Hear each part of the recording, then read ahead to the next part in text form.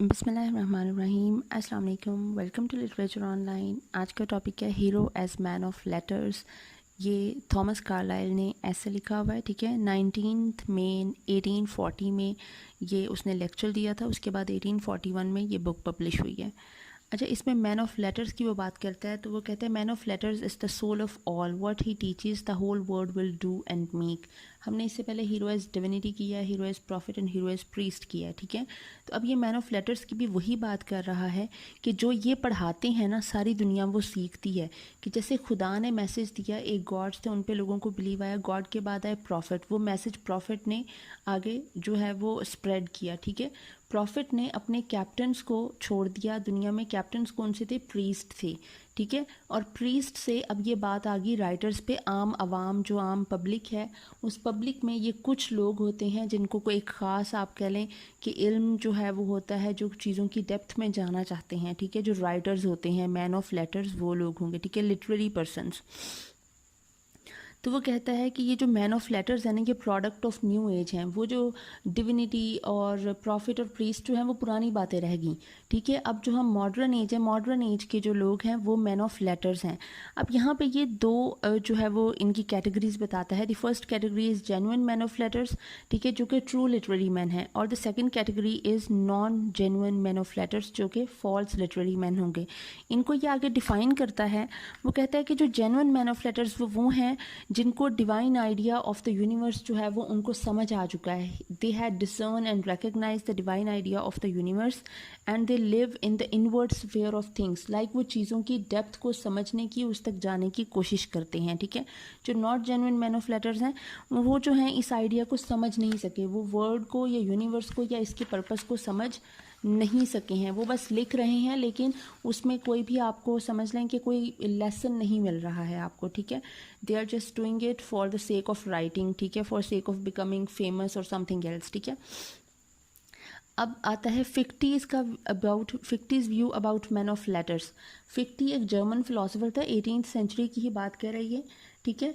जो ये firstly propose किया था आइडिया और जो कैटेगराइज किया था among the genuine man of letters and among not genuine man of letters, ये फिक्टी ने किया था, ठीक है। ये आइडिया फिक्टी ने दिया था। उस आइडिया को आगे कार्लाइल लेके चल रहा है, ठीक है। वो कह रहे थे फिक्टी ने प्रपोज किया the man of letters from age to age are teaching all man that God is still present in their life. ये लोग बताते हैं कि God is still there in this world, ठीक है, मतलब गॉड इज ओमनी प्रेजेंट, ठीक है, कि हर जगह पे मौजूद है, हमारे साथ है। और ये फिक्टी की ये लाइन ये कहता है कि that appearance is but a Wester for the divine ideal of the word. कि ये जो अपीयरेंस है, अपीयरेंस क्या है? ये जो अपेरेंट रियलिटी है, जो वर्ड है हमारे, ठीक है, जो हमारी वर्डली लाइक जो चीज़ें हैं हमारे इर्द गिर्द, हमारी जो लाइफ है, जो चीज़ें हमारी जो नीड्स हैं, नेसेसरीज़ हैं, हमारी जो लग्जरीज़ हैं, दीज आर द अपीयरेंसेस, ठीक है। Apparent reality of the word and apparent reality of us, ठीक है। ये वेस्टर है। वेस्टर कहते हैं क्लोथिंग को, कपड़ों को, for the divine ideal of the word. कि ये सिर्फ अपीयरेंस है। और आपको पता है अपीयरेंसेस आर ऑलवेज डिसेप्टिव और ऑफन डिसेप्टिव, ठीक है, कि अक्सर धोखा दे जाती हैं। हम लोग बाहर देख रहे होते हैं तो चीज़ें कुछ नज़र आ रही होती हैं, और जब हम उसको जैसे इन्वेस्टिगेट करते हैं तो अंदर से कुछ और निकलता है। तो यही वो बात करता है कि ये तो हम जो वर्ल्डली अफेयर्स में खो चुके हुए हैं, इसके अंदर हम इसको समझने की कोशिश करेंगे तो हम सही राज को पा सकेंगे कि ये सब कुछ क्या है और क्यों है, ठीक है। मेजॉरिटी ऑफ मैन, वो कहता है कि इस चीज़ को, इस राज को पहचान नहीं पाते हैं क्योंकि वो बॉदर ही नहीं करते हैं। वो वर्ल्डली अफेयर्स में इस हद तक इंडल्ज हो चुके हैं कि उनको फ़र्क नहीं पड़ता कि क्या हो रहा है, क्यों हो रहा है, क्यों नहीं हो रहा है, क्या चीज़ क्यों है, कैसे है, कब से है, ठीक है। उनको इससे फ़र्क नहीं पड़ता, वो बॉदर नहीं करते हैं, ठीक है। बिकॉज द रियलिटी ले at the bottom of all appearance. क्योंकि इतना इन्वेस्टिगेट करने की, इतना डेप्थ में जाने की, इतना रिसर्च करने की कोई कोशिश ही नहीं करता, जहमत नहीं करता, ठीक है। जो और इन चीज़ों का जो ट्रूथ है वो इसकी बॉटम में पड़ा होता है, बिल्कुल डेप्थ में पड़ा होता है, ठीक है। फिक्टी कहता है that there is a sacredness in literary man. The man of letters is sent to the world to discern for himself and make manifest to us the same divine ideal, ठीक है। कि जो man of letter है वो आया ही इसलिए है कि वो चीज़ों को समझ सके और उसके बाद जो उसको समझ आया है उसको हम तक पहुंचा भी सके, ठीक है, उस मैसेज को कन्वे कर सके। अच्छा, अभी आपने घबराना नहीं है, ठीक है। ये जो ऐसे है ये बहुत ज़्यादा लंबा है, इसमें आपको डिफरेंट क्वेश्चंस आ सकते हैं, ठीक है। एक तो ये आ सकता है कि कौन से मैन ऑफ लेटर्स होंगे, ठीक है, मतलब कार्लाइल ने कौन से मैन ऑफ लेटर्स की बात की अपने ऐसे में, एक तो ये क्वेश्चन आ सकता है। दूसरा आपको आ सकता है the difference between the like the genuine man of letters and non genuine man of letters, ठीक है। आइडिया किसने प्रपोज किया, आपने इस तरह से बात करनी है और ये क्यों इस तरह से बात की, वो आगे आपको अभी पता चलेगा, इसकी रीजंस पता चलेंगी, ठीक है, कि उसने कैटेगराइज क्यों किया। दूसरा फिर ये उस सदी में जो 18th सेंचुरी में जो कुछ हुआ, इन मैन ऑफ लेटर्स को अपने आप को मनवाने के लिए कितनी मेहनत कितनी स्ट्रगल करनी पड़ी, उसके बारे में ये पहले बताता है, ठीक है। उस वक्त बुक जो प्रिंटिंग का जो है वो दौर वो अभी शुरू ही हुआ था, प्रिंटिंग से पहले का किस तरह की चीज़ें चल रही थी और इन लोगों ने जो लिटरेरी पर्सन्स थे इनको कितना स्ट्रगल करना पड़ा। और वो दौर जो था जो 18th सेंचुरी है ये बहुत ही ज़्यादा फेमस है अपने स्केप्टिसिज्म के लिए, ठीक है। लोग यकीन नहीं करते थे, तो ये जो बेयकीनी है, फेथलेसनेस है, ठीक है, इस चीज़ में इन लोगों ने किस तरह से अपने आप को मनवाया, लोग किस तरह से इनको ट्रस्ट करने लगे। तो पहले ये पूरी डिटेल वो बताता है, तो इसलिए अब आप लोग आराम से इसको सुने और पॉइंट्स को लिखते जाएं, ठीक है।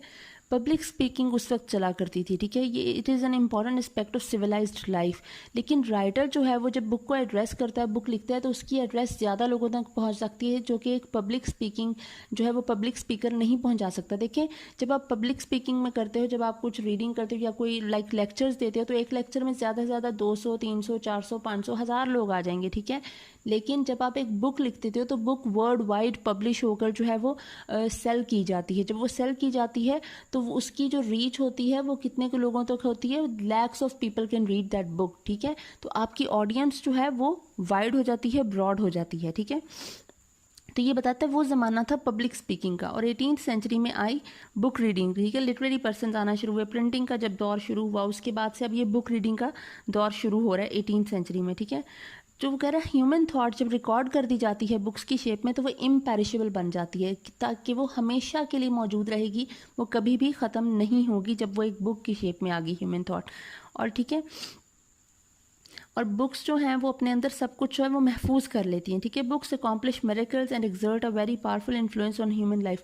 बुक्स के अंदर मिरेकल्स कैसे हैं, देखें आप, बाइबल है, कुरान है, जो भी बुक्स हैं, ठीक है, इन सारी बुक्स में जितने भी राज छुपे हैं, जिन पे रिसर्चेस चल रही हैं, ये सारे मिरेकल्स ही तो हैं। जो हमारी साइंटिफिक रिसर्चेज हैं ये भी सारी बुक्स की शेप में हैं, ठीक है। जो हमारी जोग्राफिकल रिसर्चेज हैं, एवरीथिंग इज इन बुक्स, ठीक है, in the shape of books. तो इसमें क्या है, ये मिरेकल्स छुपे हुए हैं, ठीक है, और ये ढूंढने वाले ही इन मिरेकल्स को जान सकते हैं और समझ सकते हैं। और books can combine the past with the present, obviously कि आप अब बैठे हुए 21वीं सदी में आप क्या पढ़ रहे हो, आप 500-600 साल पहली बुक्स को भी पढ़ सकते हो, ठीक है। आपको पता चल जाएगा उस सदी में क्या हो रहा था, वो दौर कैसा था। अब हमारी 21वीं सदी के लोग, अगर पता नहीं दुनिया कब तक बाकी रहती है, तो आज से 200, 300, 400, 500 साल बाद लोग हमारे दौर का लिटरेचर पढ़ रहे होंगे और वो हमारे दौर को जान रहे होंगे। तो बुक्स ने क्या किया, सिर्फ बुक्स से ही पॉसिबल हुआ कि पास्ट और प्रेजेंट आपस में मिल सकते हैं। And literature is a nation, ये मेरी मोस्ट फेवरेट कोट है ये वाले, literature is a Nations autobiography. जो एक लिटरेचर है वो किसी भी कौम की ऑटोबायोग्राफी, आप बीती होती है। ऑब्वियसली लोग अपनी जो लिख रहे होते हैं वो अपने दौर से इन्फ्लुएंस्ड होकर लिख रहे होते हैं, अपने वक्त से, ठीक है। तो ये ऑटोबायोग्राफी एक आप बीती बन जाती है लिटरेचर जो है उस कौम की, उस मुल्क की। Histories are the biographies of great man, और जो हिस्ट्री लिखी जाती है, जो तारीख लिखी जाती है, वो बायोग्राफीज होती हैं, ठीक है, जो कि लोग देखते हैं, वो बायोग्राफीज होती हैं ग्रेट मैन की। हिस्ट्री जाहिर है किसी बादशाह के बारे में, किसी जंगजू के बारे में लिखी जाती है, किसी नबी के बारे में लिखी जाती है, ठीक है। हमारी इस्लामिक हिस्ट्री है, क्रिश्चियन हिस्ट्री है, क्रूजेड्स हैं, ठीक है, हमारी जो इंडो पाक की हिस्ट्री है। तो ये सारी हिस्ट्रीज जो हैं, these are the biographies of great man, ठीक है, किसी ना किसी से मुतासिर होकर किसी ने लिखी है, ठीक है।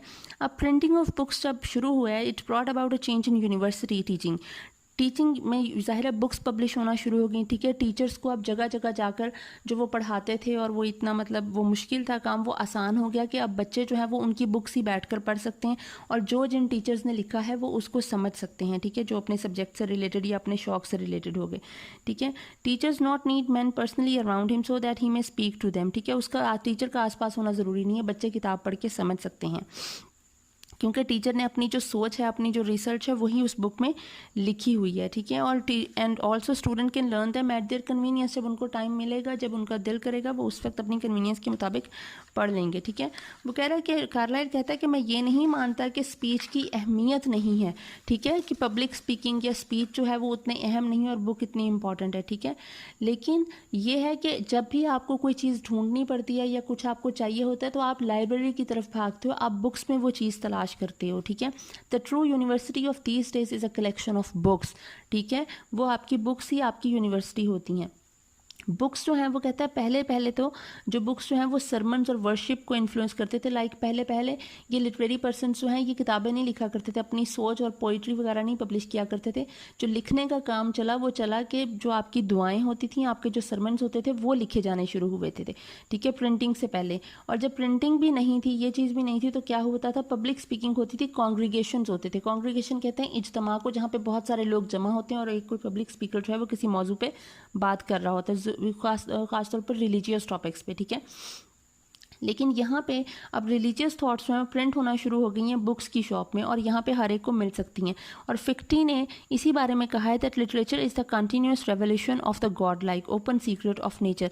लिटरेचर जो है वो गॉड लाइक जो लिखेगा वो कहीं ना कहीं किसी राज तक तो पहुँचा है ना, the secret of the universe, ठीक है, वहाँ तक पहुँचा है और अब वो लिटरेचर में उस चीज़ को लिख रहा है। और लिटरेचर जो है वो कंटिन्यूस रेवोल्यूशन है गॉड लाइक की, कि जो भी आपको डिवाइन आइडिया से करीब लेके जाती हैं चीज़ें, उसके बारे में आप लिख रहे हो, ठीक है। जो ऑल गुड सिंगर्स और स्पीकर्स होते हैं ये एक्सप्रेशन देते हैं to the divine element in nature, now in this dialect and now in that, कि मुख्तलिफ ज़मानों में मुख्तलिफ सिंगर्स हैं, मुख्तलिफ राइटर्स हैं, वो जो बात कर रहे होते हैं वो एक किस्म की आपकी, वो देख लो आपका डायलेक्ट डिफरेंट हो जाता है, आपकी लैंग्वेज डिफरेंट हो जाती है, लेकिन वो जो बात कहने वाले का मकसद और बात कहने वाले का जो एक पीछे जो एक बैकग्राउंड होता है, एक जो रीज़न होती है और एक जो एक थीम होता है वो सेम ही है, ठीक है, इन सब का। Printing is equivalent to democracy. अब वो कहता है, कार्लाइल कहता है कि प्रिंटिंग डेमोक्रेसी की जमहूरियत के बराबर है। वो क्यों जमहूरियत के बराबर है? वो कहता है क्योंकि जब एक इंसान लिख लेता है, it can speak effectively to a nation becomes a power in government. जो एक इंसान अपनी जो आइडिया है उसको इफेक्टिवली आम आवाम तक पहुँचा देना, वो इंसान जो है वो आजकल बिल्कुल फेमस है और वही इंसान की वो है वो पावरफुल है। अब आप मीडिया की, सोशल मीडिया की पावर देख लें। पहले की लिटरेरी पर्सन्स की जो पावर थी वो अब सोशल मीडिया की पावर है। जो इंसान सोशल मीडिया के थ्रू अपने आप को मनवा सकता है वही आजकल पावरफुल है, ठीक है, उसको माना जाता है। तो उस वक्त ये जो है ये किताबों के ज़रिए जो पहुंचाते थे अपनी उसको थे। तो वो कहता है printing press is a vehicle for the expression of that power.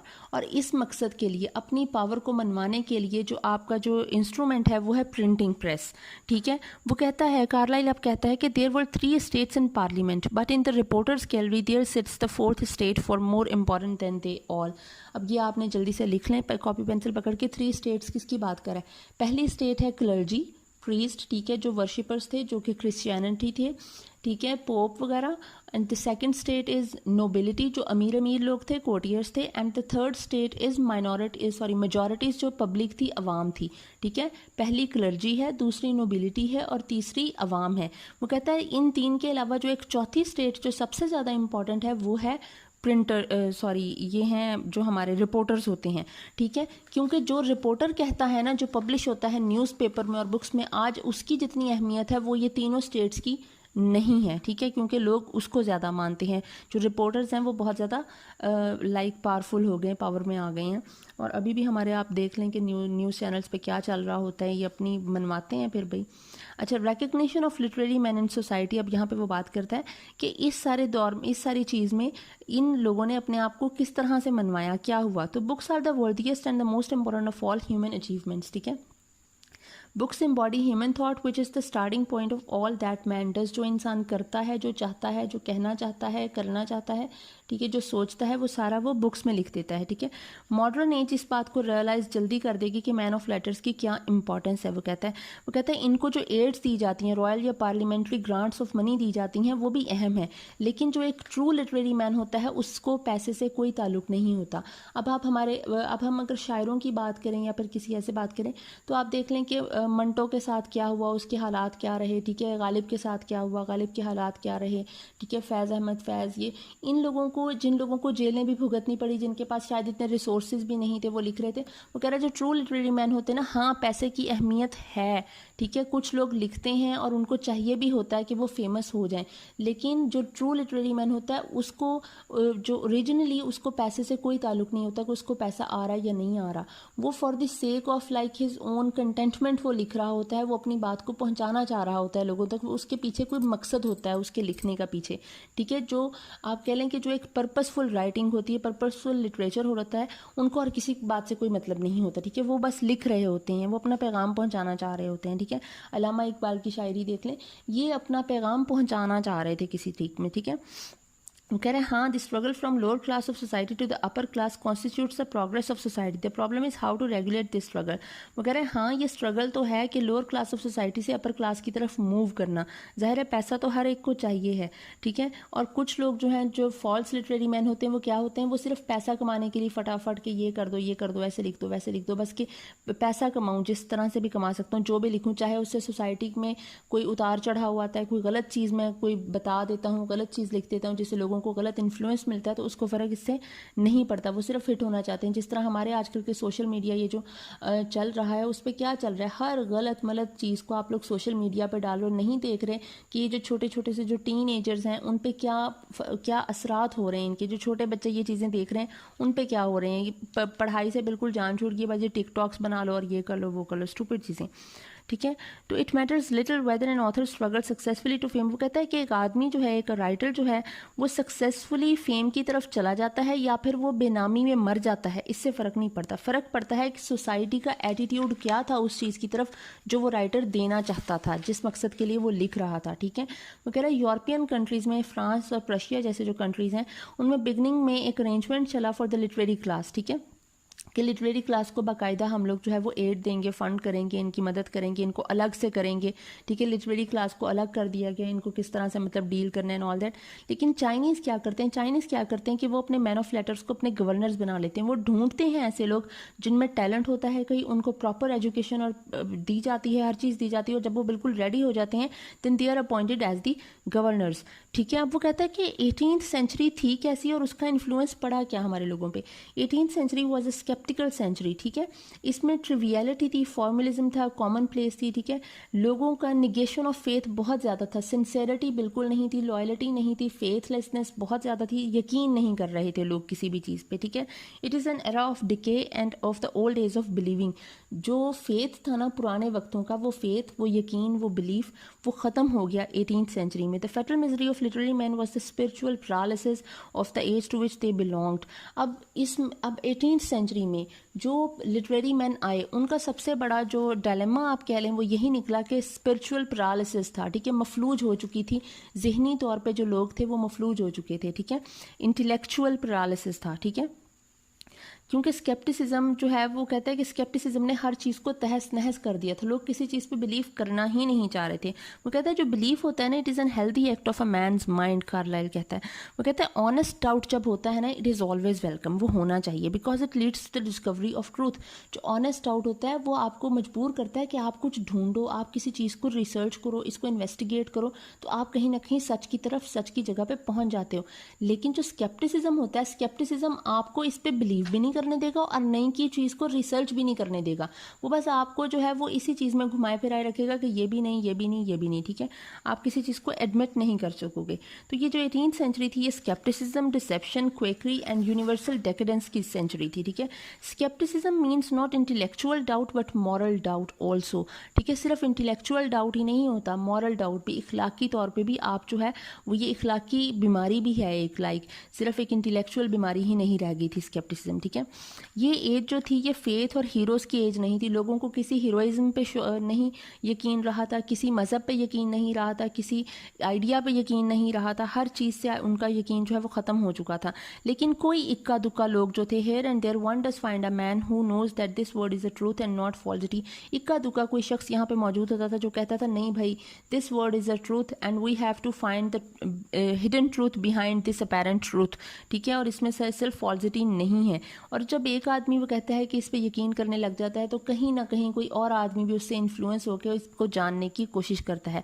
And apart from the world individual has his own life to lead. Obviously हर एक ने पूरी दुनिया को देख के तो नहीं ना चलना, कोई एक आदमी तो ओपिनियनेटेड होगा ना, उसमें तो अकल उसकी काम करेगी, वो कहेगा नहीं भाई ज़िंदगी मेरी है, दुनिया के ख़त्म हो जाने से मेरी ज़िंदगी ख़त्म नहीं होगी और दुनिया के बच जाने से मेरी ज़िंदगी बच नहीं जाएगी।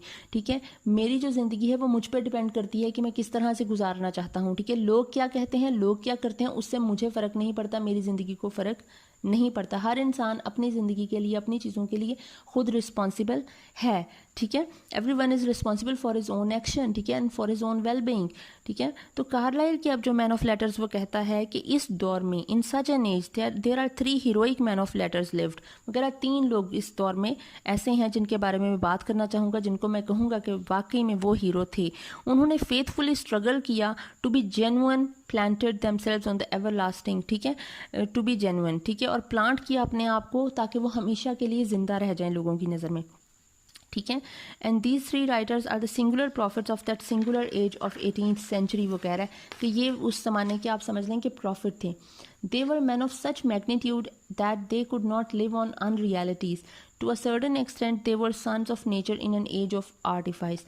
वो कह रहा है कि उस आर्टिफिशियल दौर में, ठीक है, जब लोगों को यकीन नहीं रहा था, हर चीज़ आर्टिफिशियल और फेक हो गई थी, इस किस्म के दौर में ये लोग सही वो थे जो कि सच्चाई का जिन्होंने साथ दिया, जो उस अनरियलिटी से भागे, उन्होंने वो उससे दूर हुए और उन्होंने अपने आप को मनवाया। ठीक है, लोगों की नज़र में।